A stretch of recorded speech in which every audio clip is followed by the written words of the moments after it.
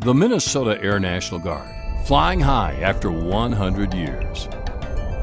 Beginning with biplanes in 1921, transitioning through a variety of aircraft across the generations, and still soaring with the military's most rugged tactical airlift planes today. The men and women of the 133rd Airlift Wing look forward to the next 100 years of service. Minnesota National Guard aviation ignited in 1920 when Lieutenant Ray Miller, a recently discharged World War I Army Air Corps pilot, flew a rented biplane to Washington, D.C. with two other Minnesota military leaders. On January 1921, the Minnesota Observation Squadron received federal recognition, the first in the nation. The 109th Observation Squadron first flew Curtis Jennings out of Speedway Field near Fort Snelling. Additional biplanes soon came from the Army Air Corps, and the unit began flying out of Holman Field near downtown St. Paul. The unit's first missions supported ground troops with reconnaissance. The airmen trained in places like Camp Ripley in central Minnesota during the years between the World Wars. They also served the state by searching for lost people and tracking forest fires, a tradition of humanitarian service that continues to this day. Nurses joined the unit in the 1930s. The 1930s became a transformative period, allowing the unit to prepare for the unexpected, another World War. In 1941, at the dawn of World War II, the airmen responded to the nation's call to patrol the U.S. East Coast. Following that mission, they deployed to Europe, flying a variety of aircraft, including British Spitfires and the photo reconnaissance version of the P-51 Mustang. Planes and pilots, with ground crew support, participated in many important missions, such as Operation Crossbow, taking out German rocket launching platforms. In the weeks leading up to D-Day, May 1944, the 109th flew a record 278 reconnaissance missions along the French coastline. On D-Day, 5 pilots from the 109th were shot down as the invasion commenced. As Allied forces advanced further inland, the 109th led the way, playing a vital role in the victory. The 109th Tactical Reconnaissance Squadron flew 1,680 combat missions during the war. Along with a unit citation, members were awarded numerous medals. After World War II, the unit transitioned through different fighter interceptor aircraft, including the F-51 Mustang. During the Korean War, the shortage of fighter aircraft in the active duty required the 109th to transfer planes, allowing active duty pilots adequate wartime replacements. In 1951, given replacement aircraft, the Defense Department activated the unit for the Korean War. Fortunately, the majority of airmen activated had participated in World War II and required only refresher training. Following the Korean activation, rumors of the more capable jet aircraft freely flowed through the 109th.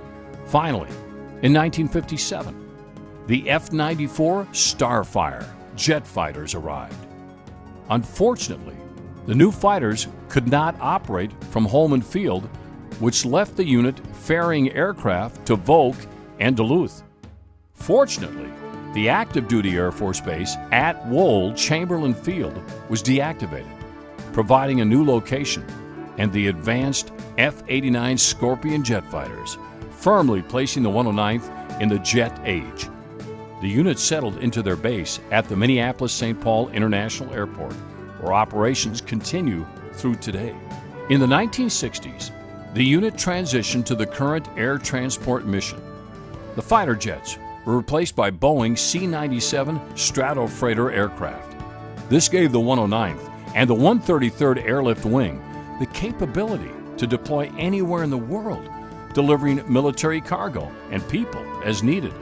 It provided opportunities for humanitarian airlift, such as in 1965, when they flew to Vietnam as part of Operation Christmas Star.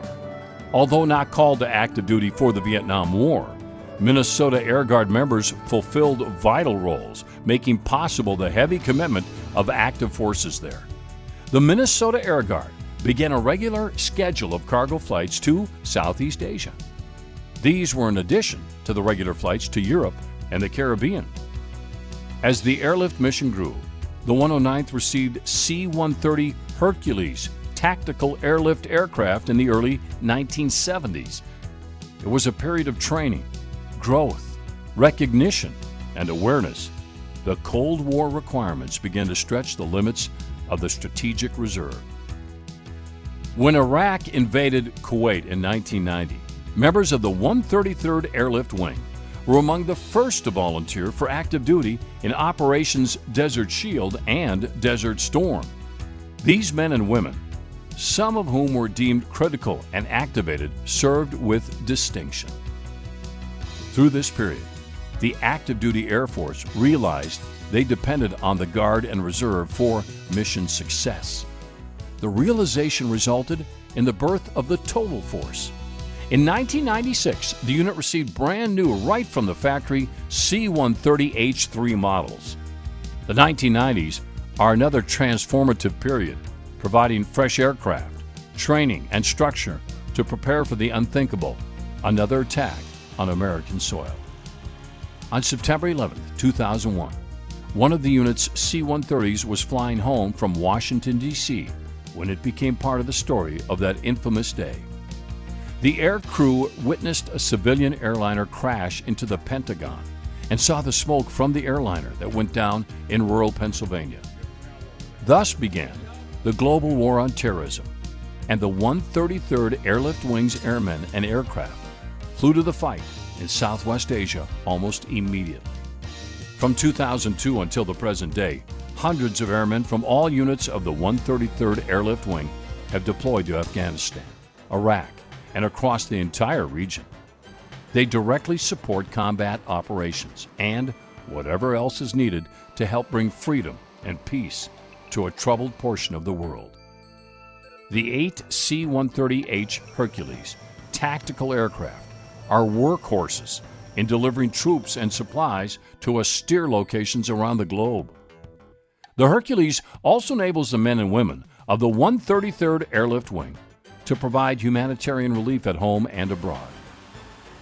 Whatever the next 100 years holds, the Minnesota Air National Guard stands firmly on a solid century of service and stands ready for the next mission.